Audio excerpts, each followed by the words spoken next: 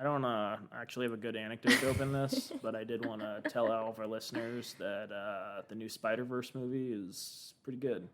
Did you see it in theaters? Yes. Oh, okay. It was very pretty. It was so colorful. The writing was nice.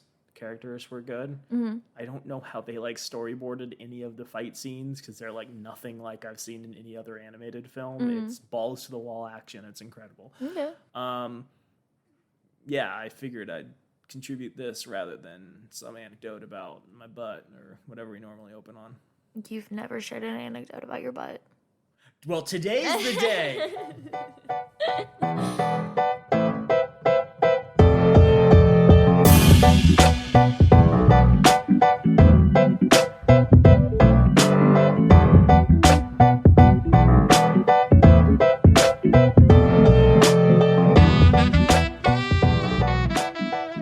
Welcome back to Why Will No One Date These Guys? Wow. You love jumping into it feet first. Yeah, I do. Wait, to jump into it even more. What up, bitches? This is Naomi. That's Joel. And this is Why Will No One Date This Guy? Because this girl is single. Is this going to be a running joke? We just continue to refer to the podcast as Why Will No One Date This Guy? Yeah. I'll change all of our branding and the website and all that junk. This week, our Instagram will have a call out. Naomi currently single, taking applications. Not taking applications, just so everyone's aware. This week, we are trying Bedford's Port Angeles, Washington non-alcoholic ginger beer sweetened with pure cane sugar. Let's try it. I do like ginger beer. Ooh, spicy. I love how you just had a ginger chew too. Like you're getting overloaded with ginger right now. It's pleasantly spicy. It's got that little heat kick from the ginger. Yeah, but it's not too bad. You know how sometimes you pop them open and it's just oh. It's also not horribly sweet like a lot of ginger ale is. I would recommend this. This is pretty good. It's similar to Bundaberg, which is the Australian ginger beer. I actually have some of that in my fridge right now. It doesn't have big chunks of ginger like Bundaberg, but you know what? This is perfectly good. Okay. A little squeeze of lemon and a perfect summer cocktail. I like lime in mine. I meant lime, the other lemon, the green, underripe lemons. Underripe lemons. Naomi, we're back to talk about why women deserve less, and I figured for a reprieve this week, we would talk about the actual podcast, the Fresh and Fit podcast, because our listeners, I'm sure, are really amping. They really want to know more about this incredible guy, Myron Gaines, and what he's been up to. Do you know what he's been up to? I don't. Tell me. Talking shit about women. I mean, that goes without saying. Yeah. So unfortunately, I really should have brought this up in the last recording session, so we're coming at this a little bit late, but this really just happened this week as we're recording it. So don't be too hard on us. So there is a blog that covers kind of the hateful rhetoric of far-right media, and they had a piece on the angrywhitemen.org website on July 10th, 2023. The piece was titled, Fresh and Fit Podcast Lets Nick Fuentes Spew Hours of Bigotry. Naomi, do you know who Nick Fuentes is? God, I know that name. Yeah. I know that name. I can't place it, though. The word twerp, I think, would apply here. He feels like someone who really needed to get bullied by some 1980s movie bullies. You know, the kind in Grease or something? No, I'm thinking of just normal high school movie where the bullies are played by 30-year-olds and they pick someone up by his tighty whities and hang him on a fence or something. Yeah, that's really what Nick Fuentes needs. Okay. Wikipedia talks a little bit about him. Nicholas Joseph Fuentes is a far-right American white supremacist. Boy, they're really not pulling any punches. No. Far-right American white supremacist, political commentator, and live streamer. Oh, the three genders. A former YouTuber. His channel was permanently suspended in February 2020 for violating YouTube's hate speech policy. He is known for holding anti-Semitic views and denying the Holocaust. He identifies as a member of the incel movement, as a supporter of authoritarian government, and as a Catholic integralist and Christian nationalist. So yeah, he's done a lot of shit. He's attended various white supremacist rallies. He covers a lot of his stuff in irony and jokes, so he can be like, "Oh, I was just joking about it," but has been just pretty consistent about his white nationalism. He's also interesting because I believe he's still the campaign manager for Kanye West's presidential campaign. No way. Yes. There's some great videos of him fighting one of his, I guess, toadies, lackeys, one of his friends, quote unquote, because one of his friends revealed that he had sex with a girl, and he's like, "How dare you betray the cause?" Oh, God. Again, it's very difficult to separate like the irony part from like the hate-filled part, so it's best to assume that it's just all tangled up. Wikipedia notes that he identifies as an incel, although some of his supporters have criticized him for being a voluntary celibate after he admitted he kissed a girl while he was in high school. He has attempted to defend himself as an incel by claiming that having sex with women is gay, and that the only really straight heterosexual position is to be an asexual incel. So yeah, the Fresh and Fit podcast thought this was a great guy to bring onto their streams. So back to the article. On July 7th, they had him on a pair of live streams. During these live streams, he engaged in his usual displays of bigotry, calling for a majority white country, condemning interracial relationships and women's rights, praising Adolf Hitler, denying the Holocaust, and at one point using the N-word. The hosts of the show, Myron Gaines and Walter Weeks, often encouraged and agreed with Fuentes and would play the sound effect of a cash register whenever Jewish people were mentioned. During the first of these two live streams, which was 3 hours long and aired on both YouTube and Rumble, God, people want to listen to these people for 3 hours. I get fed up editing our podcasts, which are 1 hour long. I'm like, God, who wants to listen to these chumbas? During this 3 hour pod stream, Fuentes says that women shouldn't be getting educated and shouldn't have the right to vote. Myron Gaines did defend women, because he said that women should be able to vote, but added that a female's vote should be half of a man's vote because men register for selective service. When asked on his thoughts for mass immigration, Fuentes said he was totally against it, claiming that America was founded, built, inhabited by white people, and should remain that way. He asked where white people will be evacuated to in the event that America is taken over, and that they're killing white people and we're 30% of the population. Co-host Walter Weeks chimed in to say that Jews will inevitably bring the end of the world and cited the book of Revelation. So what did the devil do? Everything opposite of what God wants, he added. What are the Jews doing? The opposite. Myron Gaines said he looked at the issue from a geopolitical angle and claimed there was 100% proof that there was Israeli intelligence involved in 9/11. The second live stream, which lasted 4 hours, is now set to private on the Fresh and Fit podcast YouTube channel, which has over 1.4 million subscribers. Gaines and Weeks included Fuentes on a panel alongside several black women. Early on in the show, he told the other panelists that he supported most of what Adolf Hitler did and that he doesn't believe the Holocaust happened.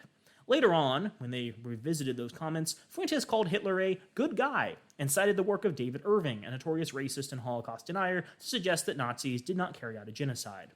Irving denies the existence of Nazi gas chambers and once remarked that, I don't think there was any overall Reich policy to kill the Jews. If there was, they would have been killed and there would not be so many millions of survivors. So, those are the people that the Fresh and Fit podcast thinks are okay to elevate to their many, many listeners. I know individuals listening to this might not think that this book has much of an impact on the world, but yeah, this book is bringing people into their podcasting network and exposing people to all sorts of crazy batshit twerps who really need to get noogied or shoved into a toilet by 30-year-old bullies at a high school.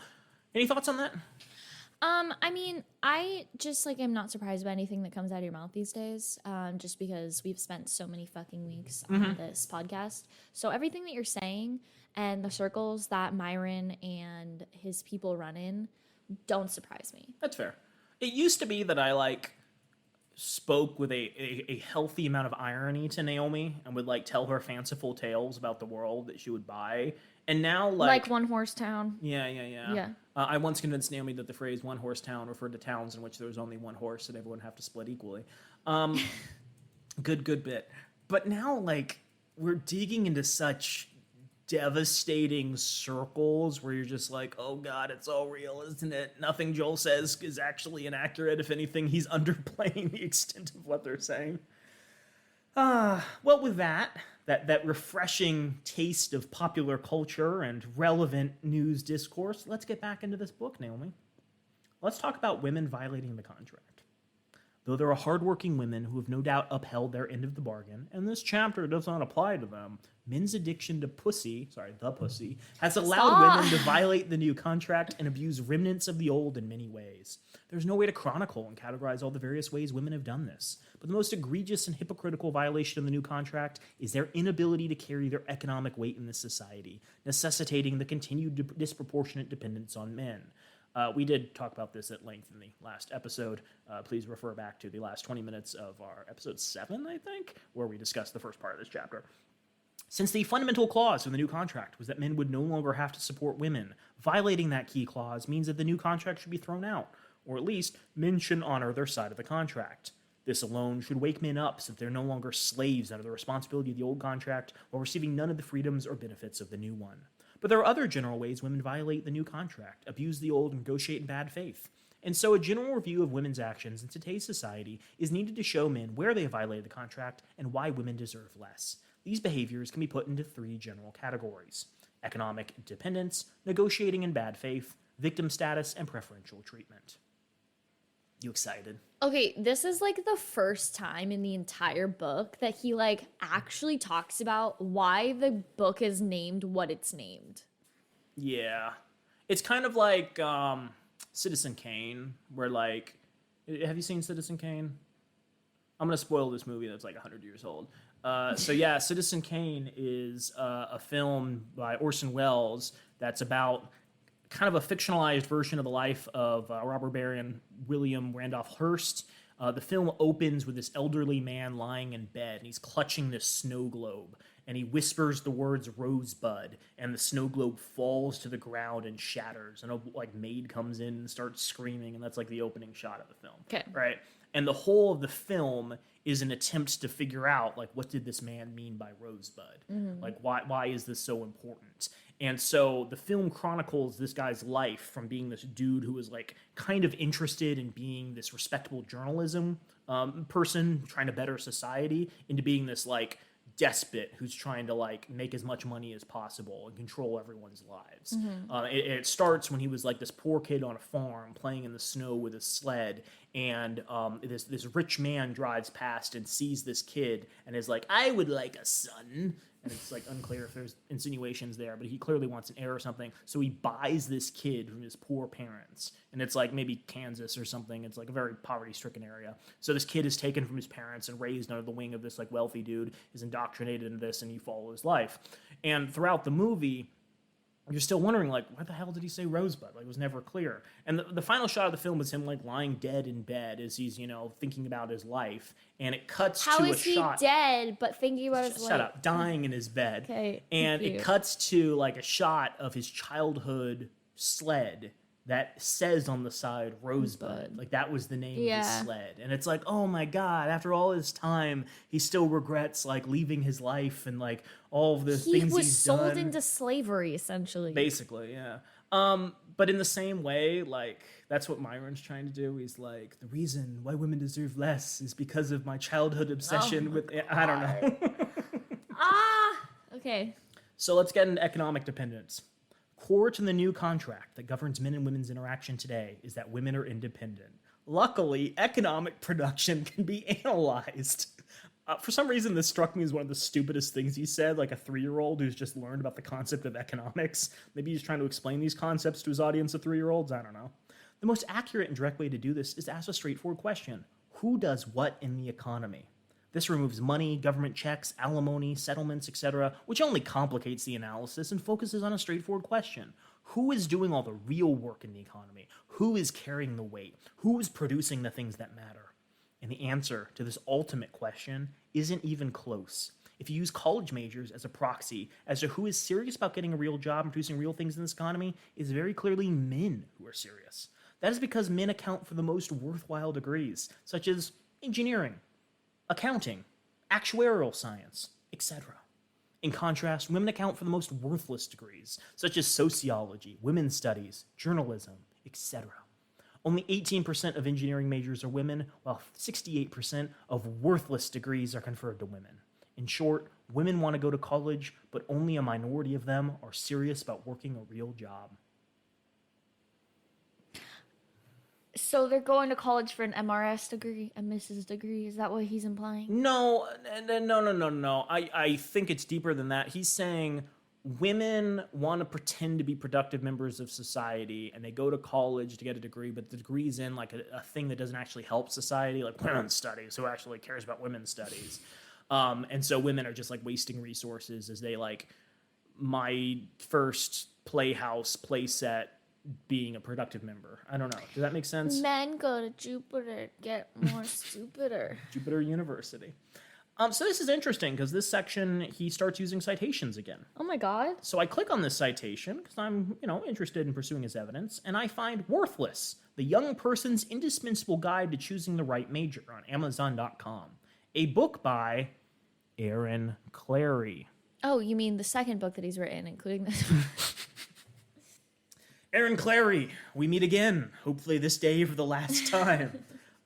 For those who are jumping in late, I don't know why, or those who need a reminder, we are still under the perception that Myron didn't actually write this book, that it was in fact written by Aaron, the guy who's credited as the editor, who mentions on his website that he does ghostwriting for people. And this book has repeatedly elevated Aaron to a position of significance and cited his texts and said, this is a really smart guy, you should check him out. I like that voice. I'm going to keep doing that. No. So I read the description of this book. I did not buy this book. Jesus Christ, I'm not going to dig deeper than I already have. Worthless is the single most important book young men and women can read before they attend college. While teachers, guidance counselors, and even parents are afraid to tell you the truth in an effort to spare your feelings, Worthless delivers a blunt and real-world assessment of the economic realities and consequences of choosing various degrees with a necessary and tough fatherly love. Don't lie to yourself. And certainly don't waste 4 years of your youth and thousands of dollars in tuition on a worthless degree. Waste 4 years of your youth dating Myron Gaines. Ah! It doesn't say that. Buy this book and understand why it is important to choose the right major. This book itself could be the wisest investment you'll ever make. I have some comments on this. We'll save major choice discussion for a little later. It's interesting because the advice about what majors to go into are often dictated by the market trying to drive down the wages they pay people. Like software programmers, like computer scientists were making very good money in the 1990s and early 2000s. And everyone was pushing students to become computer science and software guys. And all of a sudden, the wages for these people have dropped considerably because now there's a glut of people in the market. Also, a lot of computer science companies have laid off people in the last couple of years. So it is by no means a bulletproof career and way you can, say, provide for your family. Unfortunately, there's not really a good way to assess what skills are necessary for society in the long term. It's very possible that someone might come along with a robot that repairs plumbing pipes at some point in the future. So oh my even, god, the you want to advice... have a plumber? Or you want to have a plumber? You want to have a plumber come in and show you his ass? Christopher Plummer is my favorite actor. Yeah, so he wants to make this argument that there's an objective way to look at college majors, and I'm going to disagree. Unfortunately, society is changing at such a pace, and the market is doing such bullshit that there's some general principles, but nothing that I would consider bulletproof. It's probably far better to get some basic skills in Excel and writing and other stuff rather than hyper specialized degrees that may or may not be valuable in a couple of years. Second, he says that the way we should measure this is looking at college majors. Can you think of any reason why that might be a really bad way to assess people's participation in the workforce/interests? Because I heard a statistic recently. It's 70 to 75% of people with a degree are not working in the degree path that they have a degree in. Oh, very good. I think it's slightly less than that, but yeah, that's the general idea. Yeah. Most degree seekers don't work in the field they got a degree in. So Intelligent.com had an article talking about college graduates. They looked at several hundred people and asked them, whether or not they're working in their field. 54% of college graduates they found are not working in the same field as their degree was in. 29% say they're working in their major field, but 16% are unemployed, right? So that gets you 70% or so. Yeah. Yeah, that's pretty high numbers if over half of people who get degrees don't actually work in that area. Also, if you went to college, you might know that a lot of colleges recognize that fact. I recall that being brought up several times in sustainability discussions. And in order to try to get around that, they require their students take a lot of quote-unquote worthless electives to expose them to a wide range of knowledge and skill sets, so that even if you get a job that's not necessarily in your field, you have some basic introductory level to it that allow you to be successful. Crazy, huh? So wild. Yeah. There's also a really interesting a bit of research that looks at how people choose their college majors. And I dug into this and was oh, wow, this is incredible stuff. So Natasha Quadlin, in Sage Pub, Volume 93, Issue 2, I don't know exactly when it came out, I believe it was in the last couple of years, did some research into how people select their college majors. And so in the abstract, she says, research shows college students choose majors for a variety of reasons. Some students are motivated by potential economic returns, others want to take engaging classes, and others still like opportunities to help people in their jobs. But how do these preferences map onto students' actual major choices? This question is particularly intriguing in light of gender differences in fields of study, as men and women may take divergent pathways in pursuit of the same outcome. Using data from the Pathways Through College study, using 2,639 people, I show that men and women choose very different majors even when they cite the same major preferences, what I call gendered logics of major choice. In addition, I use earnings data from the American Community Survey to assess how these gendered logics of major choice may be associated with broader patterns of earnings inequality. I find that among men and women who have the same major preferences, men's major choices are tied to significantly higher prospective earnings than women's major choices. This finding demonstrates that the ways men and women translate their preferences into majors are unequal from an earnings perspective. Implications for research on higher education are discussed. So men and women might say, I'm looking for a major that has a high earning potential and I want to learn a lot about the world around me. But based upon how society pushes them in different directions, men might be inclined to choose business, where they learn a lot about the world around them and make a lot of money, and women might be pushed into something like biology, where they learn a lot about the world around them and make money, right? But ultimately, even if they both can make a lot of money in those positions, one has much higher earning outcomes. And so this study is fascinating because it looks at a lot of different ways. People can be like, oh, I want to get into medicine. Well, women might apply to be nurses and men might apply to be surgeons. Yeah. I didn't include this, but it's fascinating too because they did some research at, I think, Columbia University where they looked at people who got accepted into Columbia ranking their major choices. So because Columbia University isn't very large, people have to rank their major preferences and they have to select a certain number of people to attend each program. Mm-hmm. So women might say, I want to go into business first and then list a bunch of others after. And they found that when men apply for a specific program and don't get in, they take a year off, take some elective classes, and then apply again for that program, which increases their likelihood they're going to be accepted. Yeah. When women don't get their first choice, they pick their second or third choices, which are often completely unrelated to the first, and then they stick to that consistently. And those second and third choices often have a much lower earning potential than the first preference that they had. So women are, you can either argue, are not motivated or less socialized to be motivated to follow up and continue to pursue the same things, while men are I'm going to be hyper-focused on this goal of making lots of money. So yeah, there's a lot of research in how colleges dictate people's choices and how that translates into earning outcomes. And some of the research indicates that one of the biggest things that contributes to the wage gap is women and men being funneled into different career paths as early as high school when they start thinking about what they're going to do in college. Yeah. Interesting stuff. He also calls out journalism for being bad. And I wanted to talk about this, Naomi, because I think we can be yeah, sure, some journalism is really bad, that horrible biased reporting on Andrew Tate. And some of it's really good, that reporting on the Clintons' use of child sacrifices. But you know what? I think the bad outweighs the good, so let's just destroy the entire field. I like journalism. I think that a lot of it is garbage, but I think if you think journalism is garbage right now, is bad right now, that probably has something to do with business interests and billionaires buying up and shuttering thousands of news organizations around the country, preventing effective coverage of local issues or digging into the horrible escapades of local politicians. From 2005 to 2021, about 2,200 American local print newspapers closed. About 350 have closed in the last 3 years, primarily due to COVID. From 2008 to 2020, the number of American newspaper journalists fell by more than half. And before you're well, they deserve it for crappy journalism and BuzzFeed, it's kind of a death spiral. So basically, newspapers got their funding or revenue cut because people are buying less newspapers, right? They cut their news desks and prioritize cheaper content from conglomerates like AP. Why would you have a Middle Eastern correspondent? You can just buy stuff from Associated Press. This decreases the quality of journalism for individual communities, which causes people to drop their local paper, which causes them to lose more revenue, and so on. Journalism may not be 100% amazing right now, but that doesn't mean it isn't super important for society. You want people staying on top of issues, whether you're a far-right douchebag or just someone who cares about the future of human civilization. Moving on. Another way to measure how serious women are about honoring their end of the new contract is to see what professions women end up working in. You can do this with a site from the Department of Labor, linked below, that allows you to move a cursor along a chart showing you what percent of men versus women are employed in different professions. He then links the Department of Labor chart.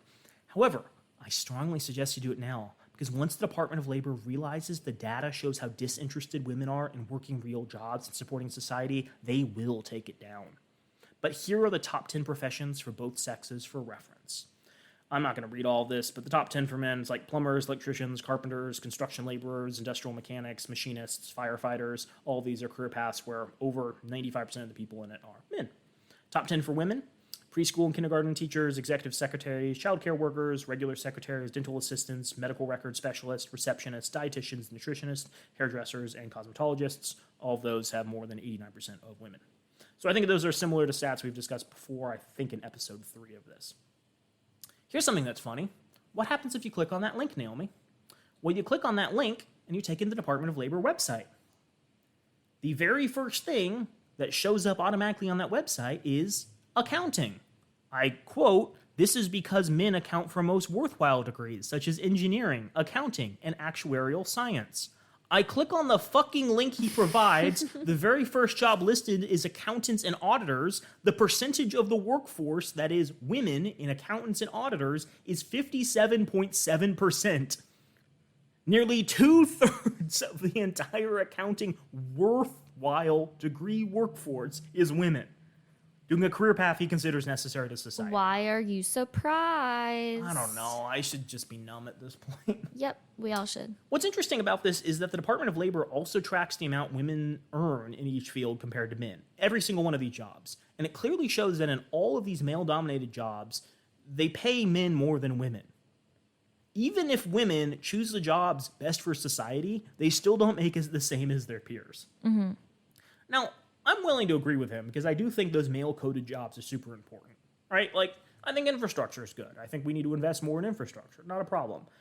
That said, like, I would love to see more women have these opportunities, especially because their top 10 jobs make about $11,000 less per year on average than any of the top 10 men's jobs. Mm-hmm. It's also really weird being like, we need doctors and businessmen for society without acknowledging that you need people to support them in an organization, right? This is the same argument as, like, the army requiring backup people to do, like, basic stuff. Even if we strip out all the parts of HR that he would disagree with, like diversity trainings and anti-harassment seminars, you still have things like record keeping for who you've hired so you can accurately promote top people in your meritocracy, background checks of employees to make sure they're not secretly communists, and payroll to make sure your employees get paid and don't join unions on the weekend.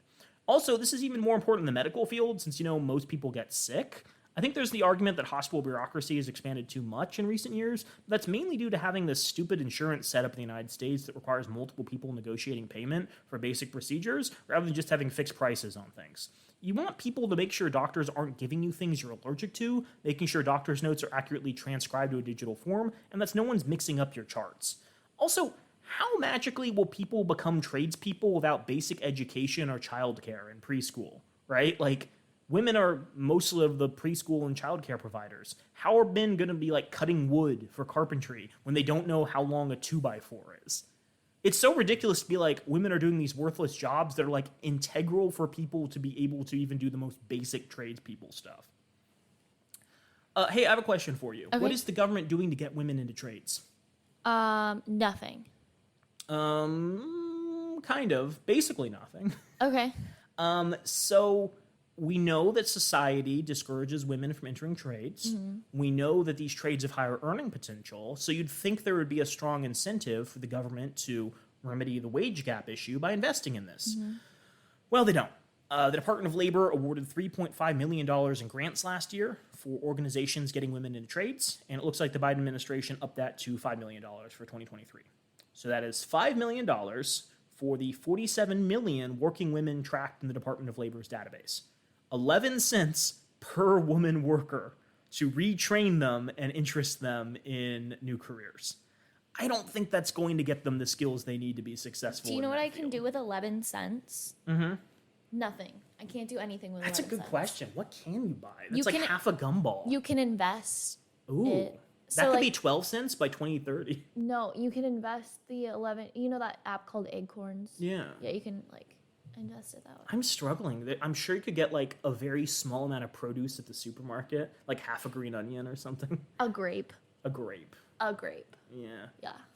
Yeah, if you ever like see someone in the store like sampling a grape, just popping it in their mouth, be like, "Excuse me, do you have 11 cents for that?" So yeah, like he's making this argument again that like women aren't doing any of the productive jobs, but you look at the evidence and it's like, well, they're doing a lot of stuff that's integral for society. Also, they don't make nearly as much money even when they do the jobs productive for society. And even if they want to switch over to those jobs, there's no economic support. They have to somehow take their lower income, pay themselves to get the skills necessary to enter trades that are actively hostile to them. Yep. Yeah, that's going to work out.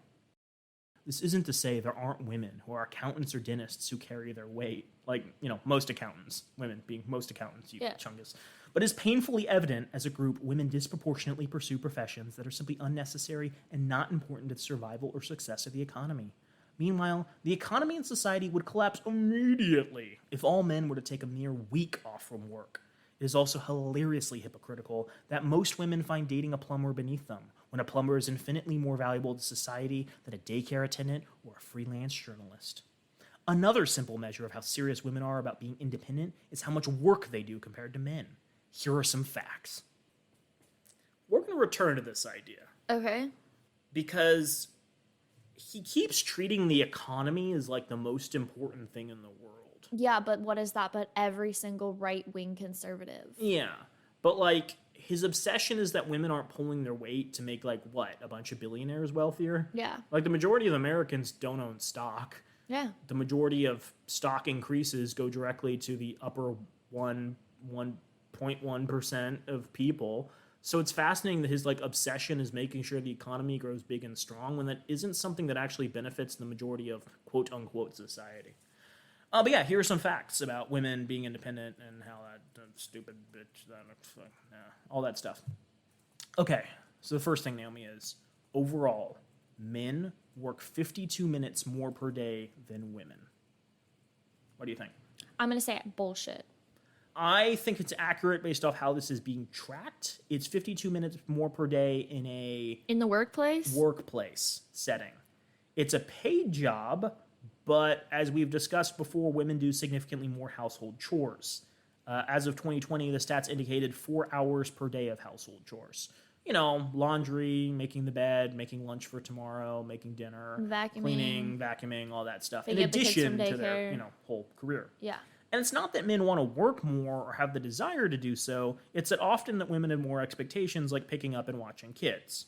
Of course, also, the top 10 jobs for men, like plumbers, electricians, pipe fitters, seem like they would have more overtime opportunities than some of the women's jobs that are set schedules, like teaching or secretary work, right? Like, I don't know if you necessarily need your teacher to be working overtime. I don't think teachers really make overtime. That's not really a thing. They don't make overtime. Yeah. They make a set salary, and then they also don't track their hours because they do them at weird times because they're like, oh, I'm going to be a teacher, but I also have to, like, do other things with my life. I got to grade papers. So like that isn't tracked. That extra amount of time that they're spending is not tracked. His second stat is women are twice as likely to work part-time compared to men. So he's arguing like, oh, women aren't serious about full-time careers. But do they work multiple part-time jobs? Oh, that's an interesting point. Women are more likely to work more jobs than men are. So I think this was a Department of Labor stat. Women are more likely to work multiple jobs than men, looking at data from 1994 to 2015. So 6.7% of women from the ages 20 to 24 worked multiple jobs, compared to, I believe it was 4.6% of men. Women from the ages of 25 to 54 worked, or 5.3% of women between the ages of 25 and 54 worked multiple jobs, compared to 4.5% of men in the same age range. So yeah, not a huge difference between them, but like that's a couple of points. That's millions of people we're talking about who are working multiple part-time jobs. If women need to take care of kids more than men, they probably need roles with flexible schedules, right? Yeah. Like if you're trying to get a job and they're like, well, we need you here 8 to 5 every day, that's going to interfere with you being able to pick up your kids from school, right? It means you're less likely to pursue that career if the job type isn't flexible. He also says that women take leave from work more frequently than men, and for more extended periods. I wonder why. Versus 21 for women and men. Oh, this is good.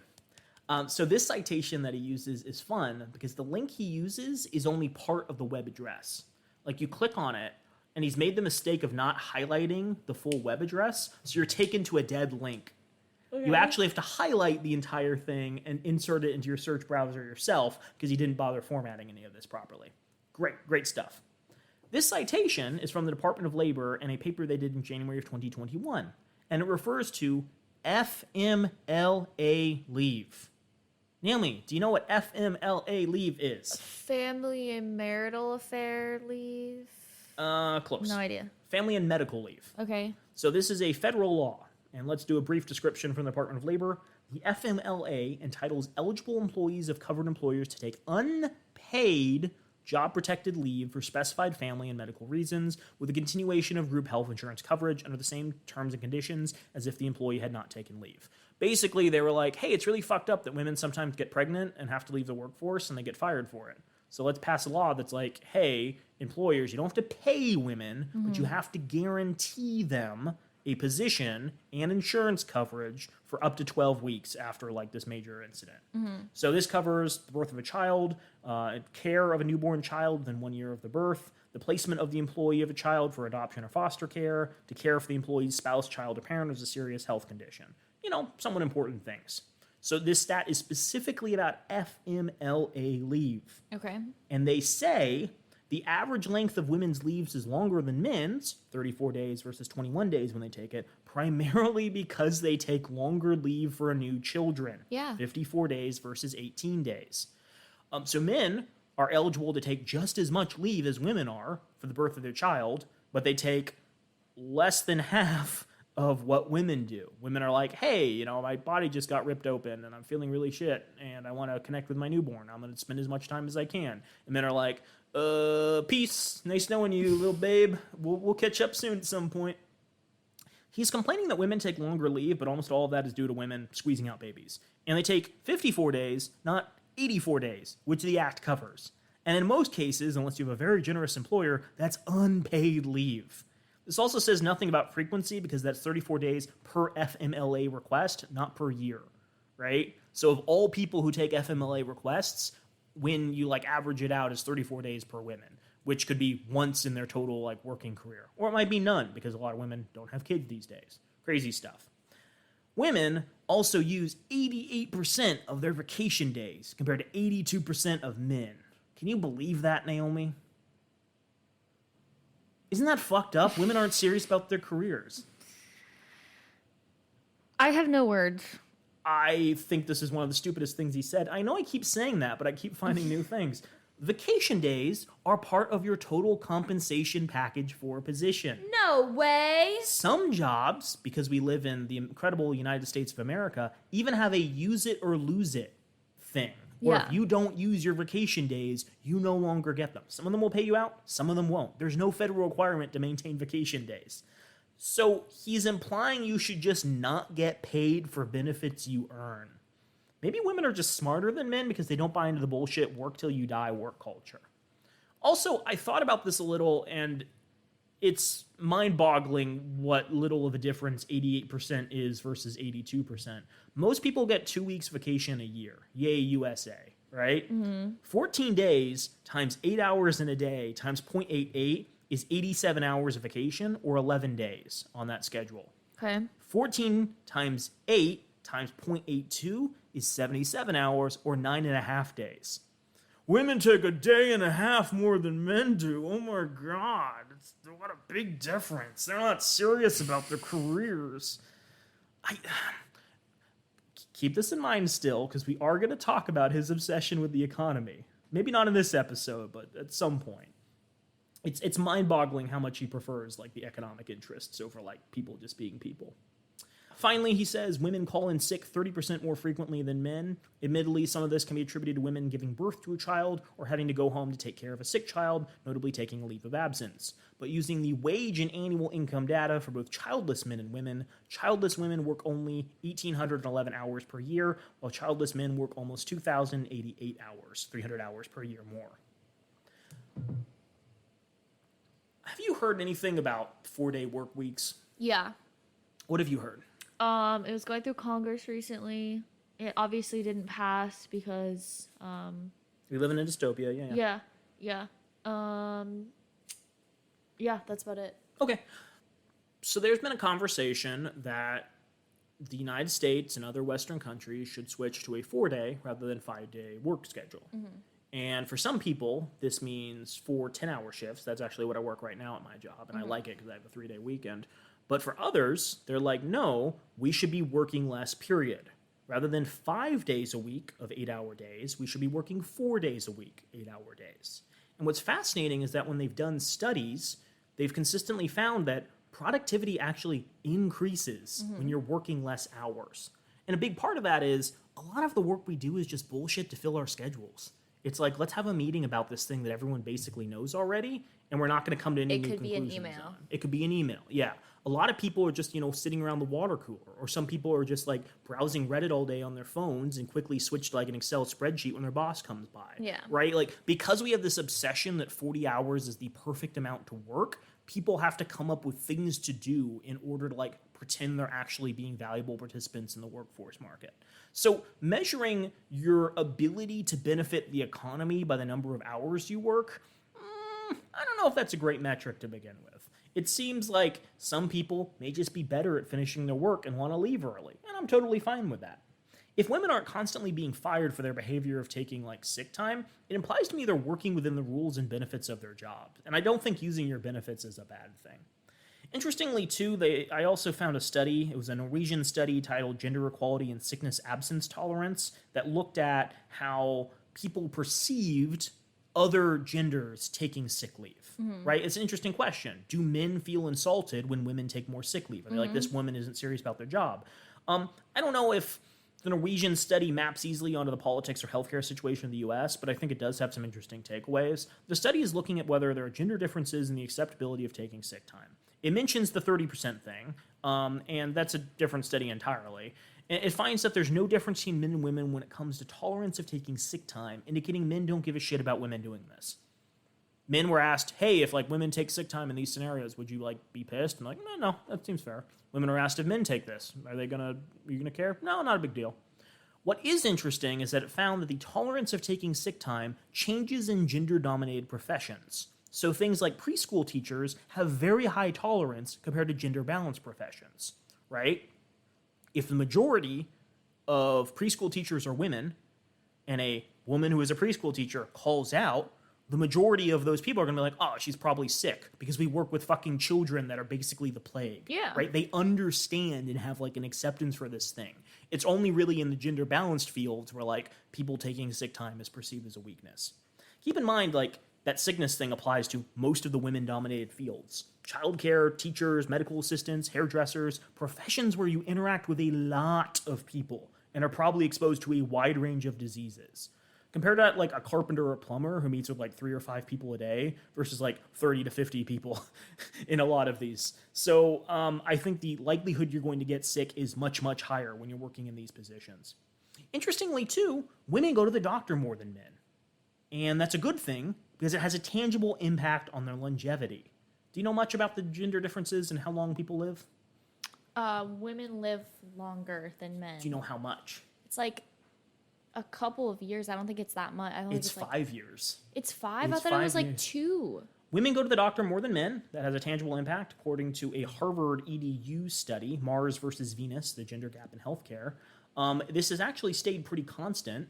In 1900, the difference in longevity was 2 years. 1950, it was 5.5 years. 2000, it was 5.4 years. And in 2017, it was 5 years still. Women lived to the age of 81.1. Men lived to the age of 76.1. Okay. So I'm not saying it's completely due to women taking off sick and going to the doctor more, but like that plays an inordinate role.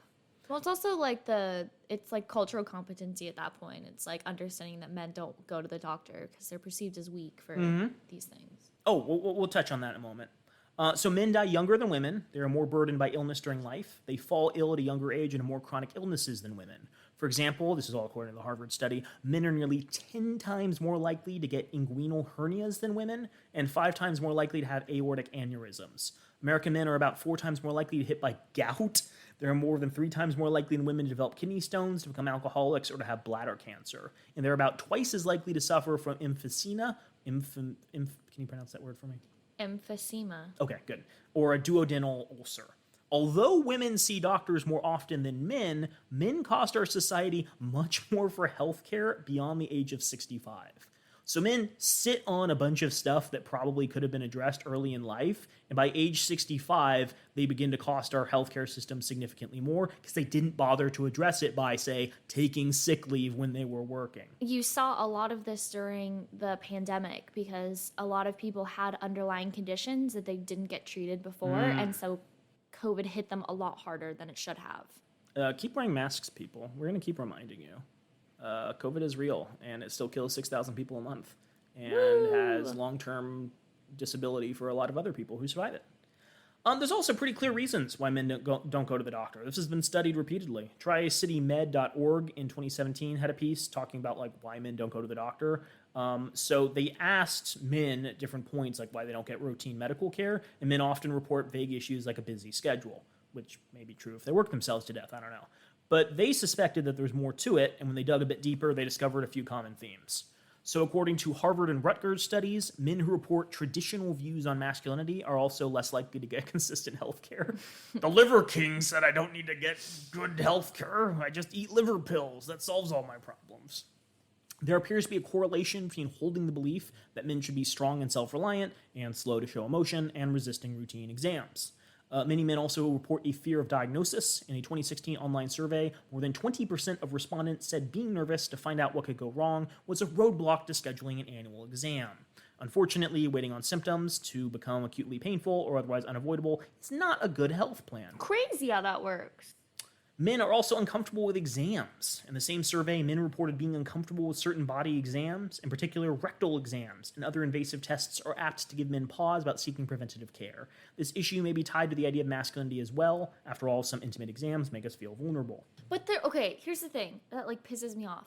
There is usually always a alternative to exams like that, like invasive quote unquote exams, and it's just the fear of like, oh, I'm not going to be seen as like masculine if some doctor shoves 2 fingers up my butt to see if my prostate's healthy.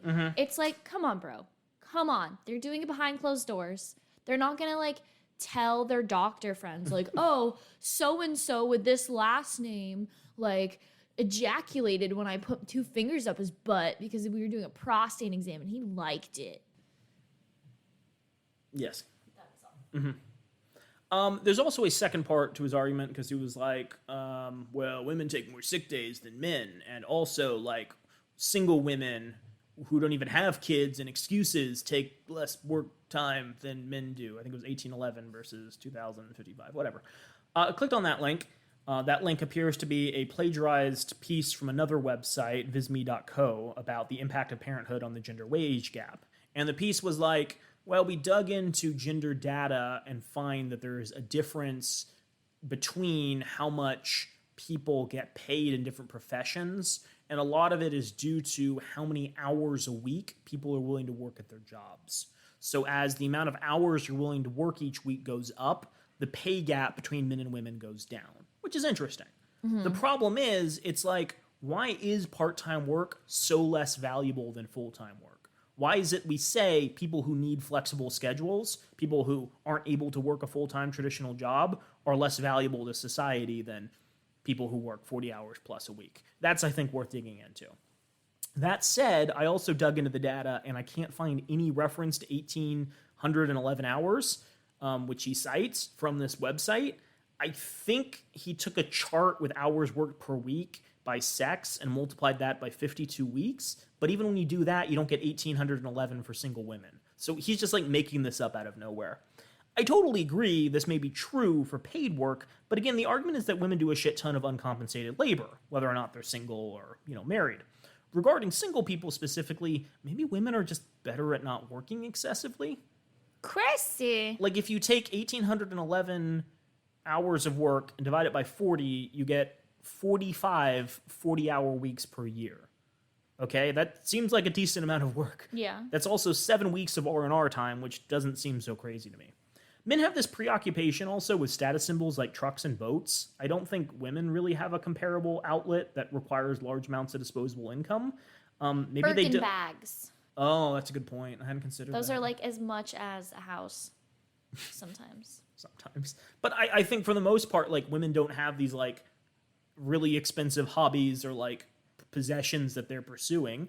Not true for all women, but true, I think, for a lot of them. So maybe they don't feel the need to work more in order to afford them. That also might indicate a level of, like, pissed offedness that women have at work culture that requires them to work more to make equal pay to women to people less educated and qualified than them, as we've discussed before. Like, women need to have a college degree to make the same amount per year as men with a high school degree, and so on and so forth.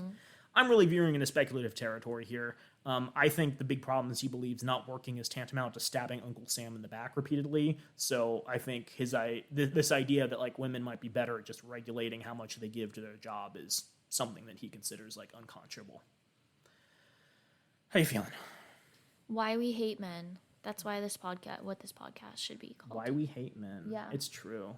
My single sister and why she sucks. Naomi, I want to wrap this up and talk about fascism. Are you okay with that? Cool, go ahead.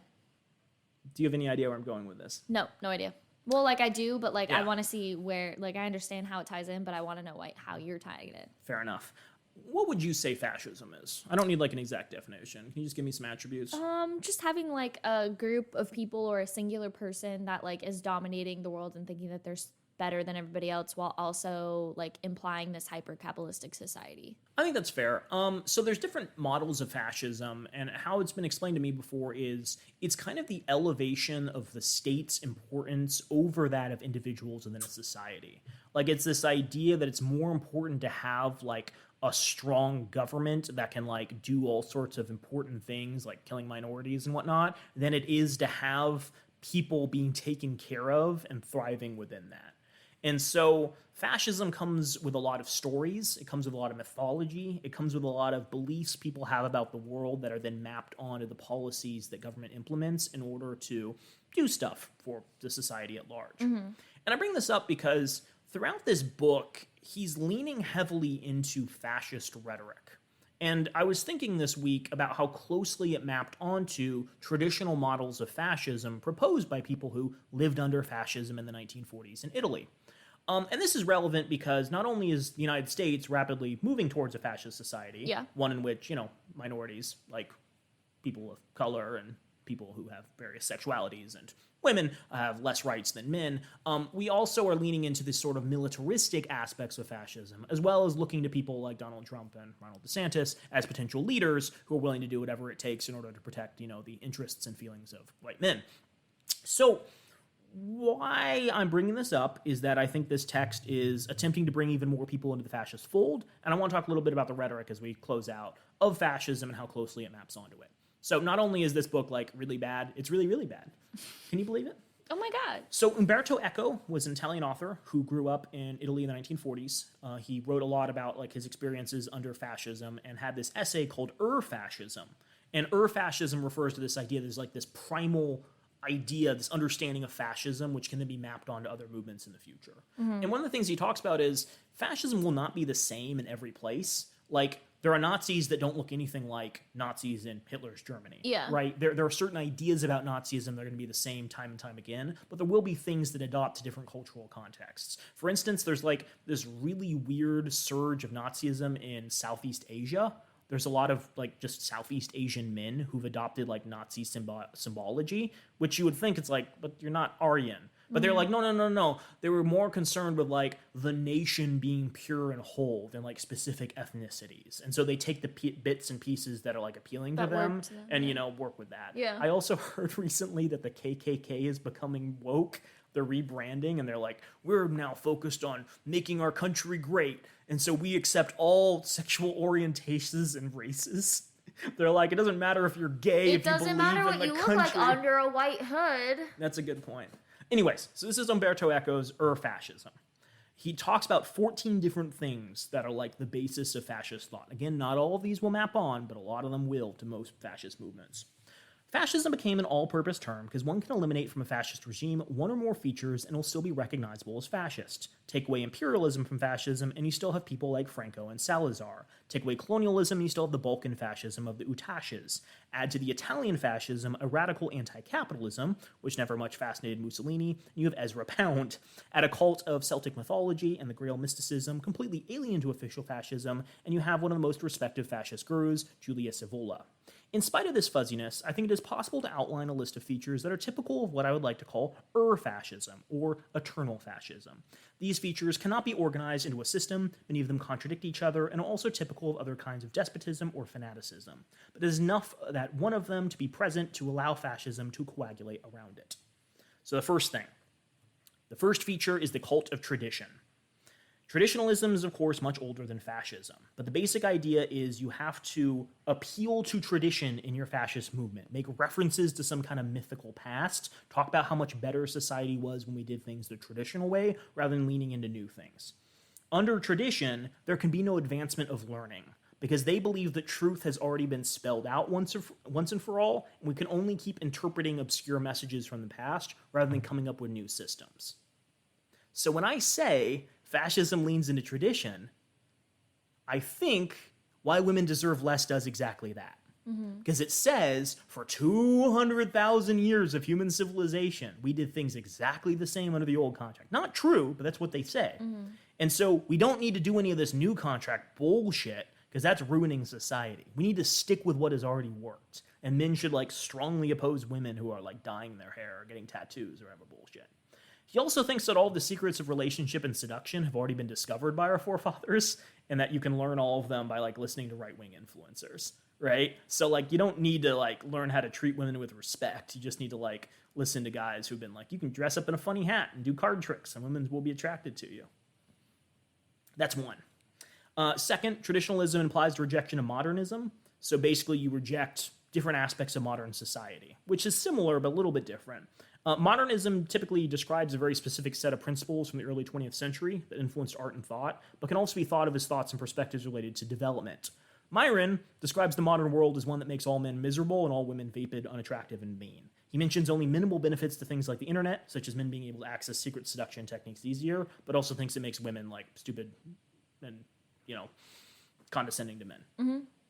Third, irrationalism also depends on the cult of action for action's sake. Action being beautiful in itself must be taken before or without any previous reflection.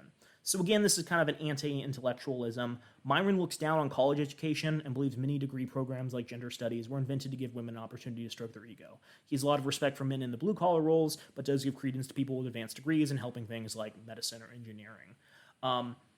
He's opposed to the idea of, like, people thinking critically about the world around them. To that point, you can't have fascism with analytical criticism. Fascist movements discourage people from questioning their leaders. They don't want truth because they believe the truth has already been discovered. They want their belief of the world to be reinforced time and time again. So I think this is pretty clear that he doesn't bother bringing up any counter arguments to his text. He just states things as fact. And then, like, you can also see clips on his show of, like, female guests being like, hey, you're stupid and here's why, and then literally being chased off. Yep. I saw this great clip where she was like, yeah, that doesn't make any sense. And the guy's like, get the fuck out of here. Get the fuck, how dare you speak to me like that? Number 5, fascism grows up and seeks for consensus by exploiting and exacerbating the natural fear of difference. The first appeal of the fascist or prematurely fascist movement is an appeal against intruders. So I think this is where he varies from a lot of contemporary fascist movements, because contemporary fascism in the United States is focused on things like immigrants and the Chinese. It used to be focused on Muslims, but that's like old news. Now it's Chinese and, you know, Mexican immigrants. What's fascinating is when Myron talks about this, the intruders are not a different ethnicity, it's women. Women are intruding upon male spaces. Women are coming in out of their, like, homes, in their outside element, into this, like, culture that men used to be exposed to. And so Myron is positioning men not against intruders coming from outside our country, but to intruders from within our country, in your own home. So that's really terrifying in of itself.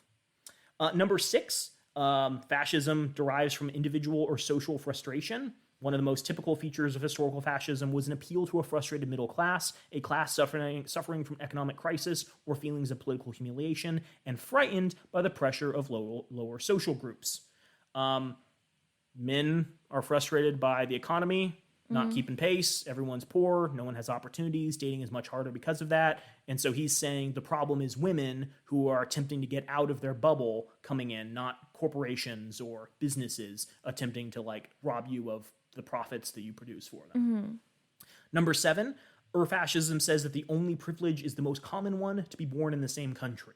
A lot of people are leaning into like pro-USA rhetoric. Right? There's nothing to being born in America, right? You're not special because you have an American flag, and you're not special because you have an American passport, but that's something fascism focuses on, because that's the one thing that unites everyone in a country.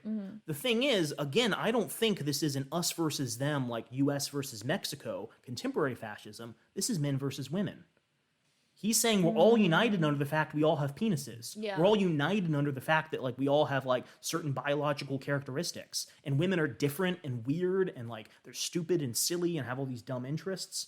I think Nick Fuentes also, like, you know, when he appeared on the podcast, kind of reinforces that as well, because Nick Fuentes talks a lot about this relationship between white nationalism and being shitty to women around you. Even within the text, he treats manhood as a special form of citizenship, because he says men were the only ones who created like Western civilization. Number 8, followers must feel humiliated by the ostentatious wealth and force of their enemies. So Umberto Eco gives the example. He was like, Englishmen, I was told, were like 5-course meal peoples. They, you know, ate all sorts of rich food even while people suffered from around the world. And so clearly like they were horrible people who deserved to be wiped out. Per Myron, women are silly, conceited girlies who are too stupid and weak to accomplish anything of worth. But they're also incredibly powerful and wealthy due to their exploitation of OnlyFans and the social safety net and the voting system, and there's really no way around the use of sex to get whatever they want, because men can't live without it. So not only are the Englishmen, or the women in this case, super powerful, they're also super weak. And there's this weird rhetorical contradiction in fascism, where your opponents have to be not only super powerful and like this overwhelming force that you have to like come together to overwhelm, they also have to be weak enough you can overcome them in the first place, right? If you portray your opponents as super strong, so strong you can never attack them, you can't have an effective fascist movement. They have to be super strong in like exploiting society, but also weak enough that like if enough men get together, they can overwhelm them. This is interesting because Umberto Eco is like, this is why fascist governments usually fail. It's because they can never accurately estimate how strong their enemies are. If your enemies are both all powerful and all weak, you never know like how much control and power they have. Number 9, fascism says pacifism is trafficking with the enemy. In this text, Myron has at no point said, oh yeah, we can just learn to live with women. He's like, no, we have to ignore women or like deprive women of benefits.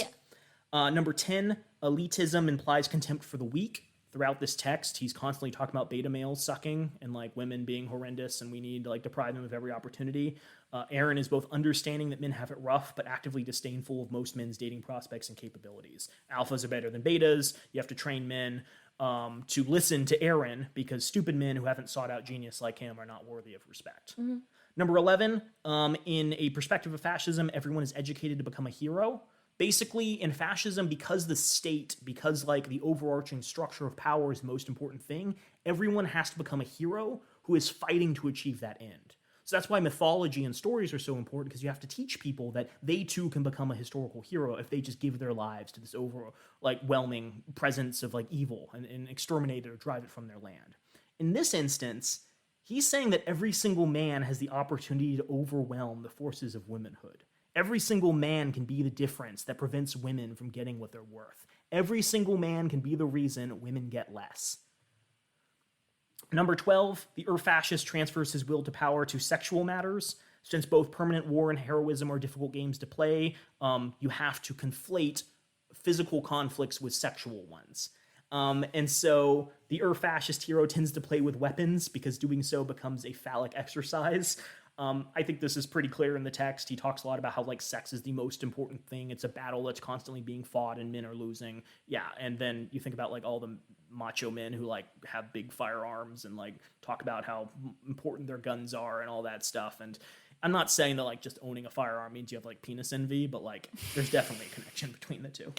Or fascism is based upon a selective populism, so it doesn't pertain to everyone in a country. It pertains to specific people. And again, this is men being elevated among women.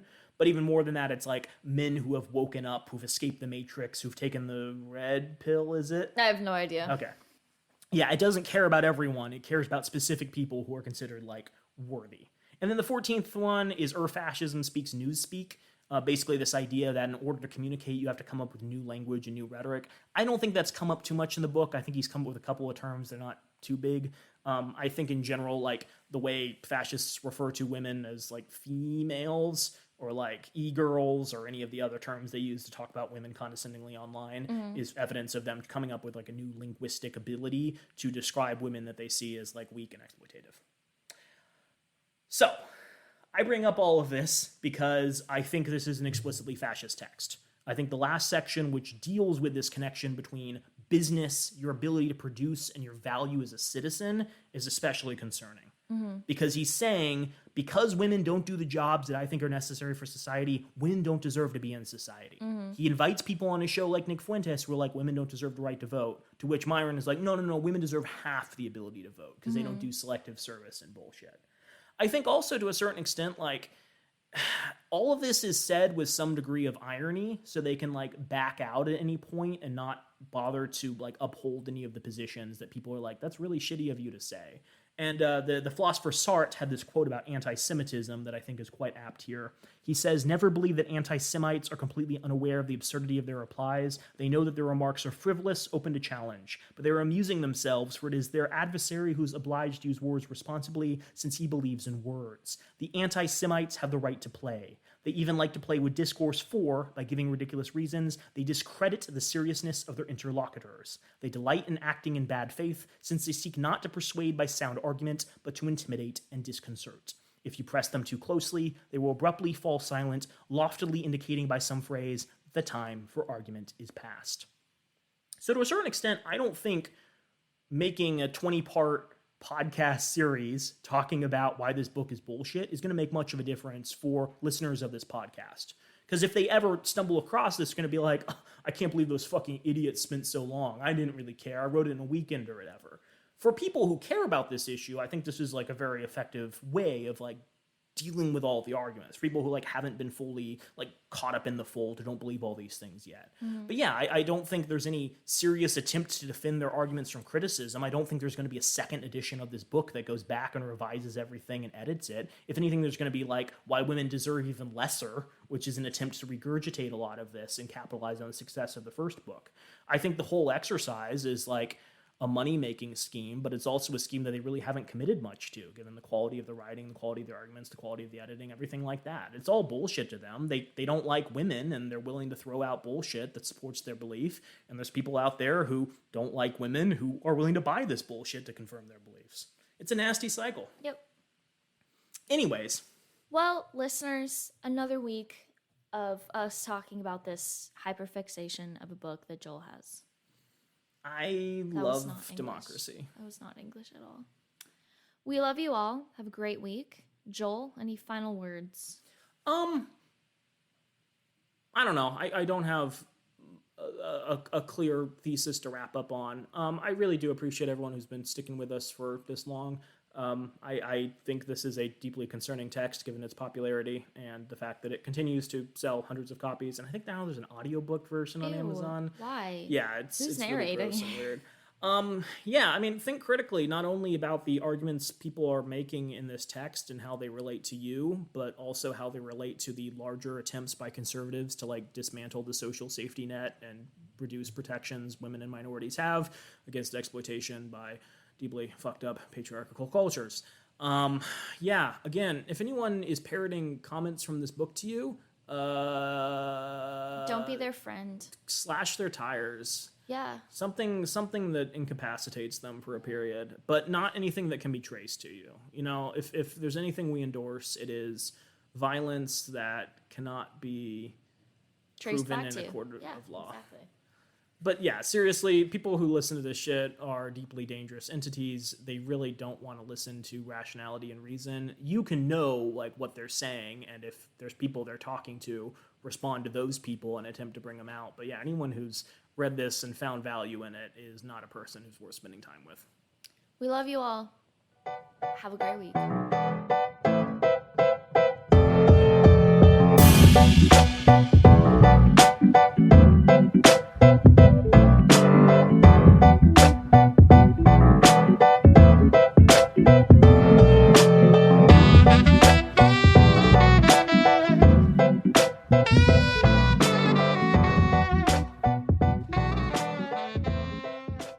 We have many thanks for the use of our theme music, which is the song Drop by Ketsa. You can find more of their music online at ketsa.uk.